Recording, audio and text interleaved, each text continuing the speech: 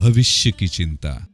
एक सेठ भविष्य को लेकर आशंकित रहता था। शाम को जब वह दुकान से घर लौटता तो भविष्य की संभावित कठिनाइयों को लेकर तिल का ताड़ बनाने लगता।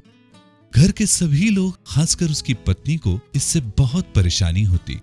धीरे धीरे पत्नी समझ गई कि बेवजह नकारात्मक चिंतन में घुलते रहने की वजह से उसके पति की ये हालत हो रही है। पत्नी ने उसे सुधारने के लिए एक नाटक रचा। एक दिन वह चारपाई पर रोनी सूरत बनाकर पड़ गई। उसने घर का कोई काम भी नहीं किया। शाम को सेठ जब घर आया और पत्नी को चारपाई पर लेटे देखा तो उसकी चिंता बढ़ गई। उसने पत्नी से उदासी का कारण पूछा। इस पर पत्नी बोली, नगर में पहुंचे हुए ज्योतिषी पधारे हैं। लोग कहते हैं कि वे त्रिकालदर्शी हैं और उनका कहा कभी झूठ नहीं होता। पड़ोसन की सलाह पर आज मैं भी उनसे मिलने गई थी। उन्होंने मेरा हाथ देखकर बताया कि मैं 70 बरस तक जीऊंगी।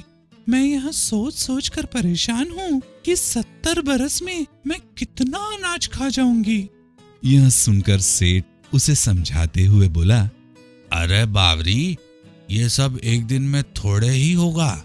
समय के साथ आने और खर्च होने का काम चलता रहेगा। तू व्यर्थ ही चिंता करती है।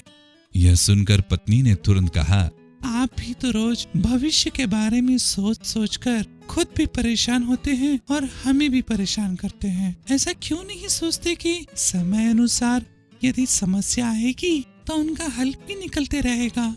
सेठ को अपनी भूल समझ में आ गई। उसने अपनी दुविधा दूर करने के लिए पत्नी को धन्यवाद दिया।